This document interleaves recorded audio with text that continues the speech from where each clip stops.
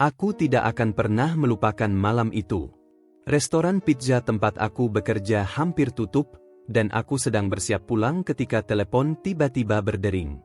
Malam itu aku bekerja sendirian di bagian kasir, jadi aku juga yang harus menerima panggilan telepon. Aku mengangkat telepon, tetapi tidak ada suara sama sekali. Hanya keheningan. Jadi aku menutup telepon. Sekitar 1 menit kemudian, telepon itu berdering lagi. Aku mengangkatnya kembali. Masih tidak ada suara. Aku hampir saja menutup telepon ketika akhirnya aku mendengar suara seorang wanita tua yang sangat pelan dan dingin di ujung telepon. Dia memesan 1 pizza biasa untuk diantar. Aku tetap berbicara dengan sopan, tetapi di dalam hati aku sebenarnya kesal. Aku hanya ingin pulang dan mengakhiri shift kerjaku. Aku memberitahu bosku bahwa ada pesanan pengantaran. Dia mengatakan aku harus mengantarkannya. Awalnya aku kesal, tapi kemudian aku berpikir mungkin aku akan mendapatkan tip. Biasanya orang tua memberi tip cukup besar. Aku mencatat alamatnya dan mengatakan pizza akan segera sampai, tetapi wanita itu sudah menutup telepon terlebih dahulu. Sekitar sebelum jam 10 malam, aku masuk ke mobil dan memasukkan alamat ke GPS. Rumah itu berjarak sekitar 7 mil dan berada di sisi kota yang sangat sepi. Ketika aku sampai, rumah itu kecil, hanya 1 lantai, dan berada di blok yang sangat sunyi. Aku membawa pizza dan berjalan menuju pintu, lalu menekan bel. Tidak ada lampu yang menyala di rumah itu. Aku menekan bel lagi, tetap tidak ada jawaban. Aku hampir menyerah ketika tiba-tiba aku melihat seseorang berdiri di jendela. Aku sedikit terkejut dan mundur beberapa langkah. Tetapi akhirnya aku mendekat untuk melihat siapa orang itu. Seorang wanita tua. Mungkin berusia sekitar 70 tahun. Dia hanya berdiri di sana, menatapku tanpa ekspresi.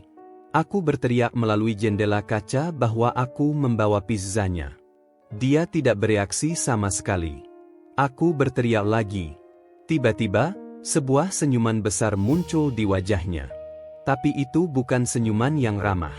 Itu adalah senyuman yang membuat bulu kuduku merinding. Aku langsung merasa tidak nyaman.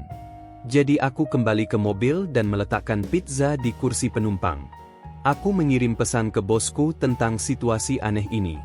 Lalu aku menyalakan mobilku, siap pergi dari sana secepat mungkin. Namun sebelum pergi, aku melihat ke kanan. Dan aku melihat wanita itu berdiri tepat di luar jendela mobilku. Menatapku dengan tatapan yang sama. Aku langsung menginjak gas dan pergi dari sana tanpa melihat ke belakang. Setelah kejadian itu, bosku tidak pernah lagi menyuruhku melakukan pengantaran larut malam. Kejadian ini terjadi ketika aku masih di sekolah menengah. Aku diminta melakukan pengantaran terakhir sebelum shift kerjaku selesai. Aku masuk ke mobilku, sebuah Camry tahun 1999 yang biasa kugunakan untuk mengantar pizza. Aku memasukkan alamat ke GPS dan mulai berkendara. Aku tinggal di daerah pedesaan, jadi hampir semua pengantaran pizza membutuhkan perjalanan jauh. Setelah sekitar 15 menit melewati jalan tanah dan hutan, GPS mengatakan bahwa aku sudah sampai. Di depanku ada sebuah pondok kayu tua di tepi danau. Rumah itu berdiri sendirian di tengah hutan tanpa rumah lain di sekitarnya. Halaman rumahnya tidak terawat. Rumputnya hampir setinggi lutut. Aku membawa pizza dan berjalan ke pintu depan lalu mengetuknya. Tidak lama kemudian aku mendengar suara langkah kaki di dalam rumah. Langkah itu berhenti tepat di depan pintu. Aku mulai merasa tidak nyaman. Aku pengantar pizza, kataku. Dari balik pintu terdengar suara pria yang rendah dan kasar. Dia mengatakan agar aku membawa pizza ke bagian belakang rumah. Aku merasa ada sesuatu yang tidak beres. "Apa Anda yakin, Pak?" tanyaku. Dia tidak menjawab. Akhirnya dengan ragu aku berjalan ke belakang rumah. Di sana ada sebuah teras kecil dengan meja dan 4 kursi. Di salah satu kursi yang membelakangiku, aku melihat seseorang sedang duduk. Aku mendekat dan berkata, "Permisi." Tidak ada reaksi. "Permisi," kataku lagi lebih keras.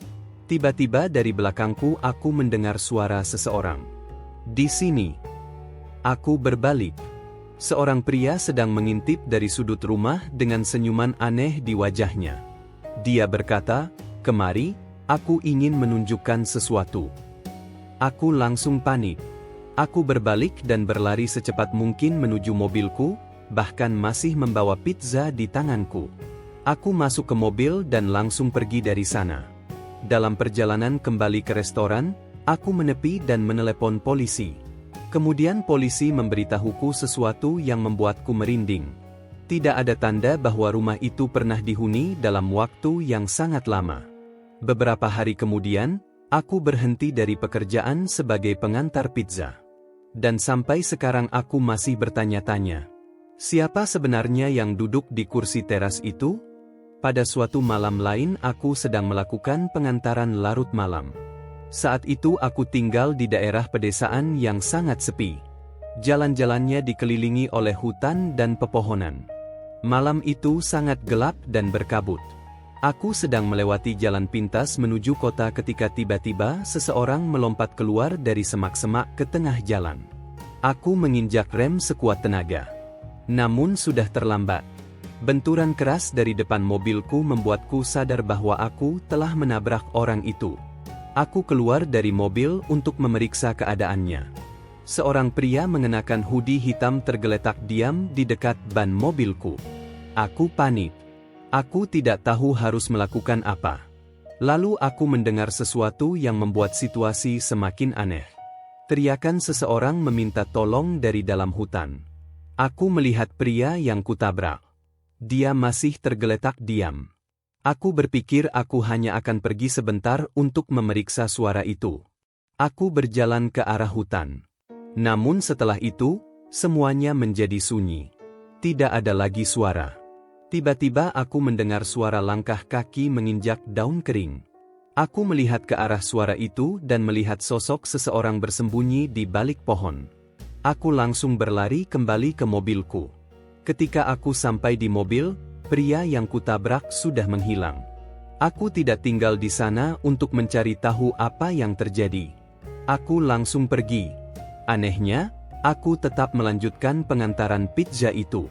Ketika aku sampai di rumah pelanggan dan menekan bel, seorang wanita paruh baya membuka pintu. Setelah membayar, dia melihat ke arah mobilku lalu berkata, "Sekarang kalian punya partner pengantar?" Aku bingung. "Apa maksud Anda?"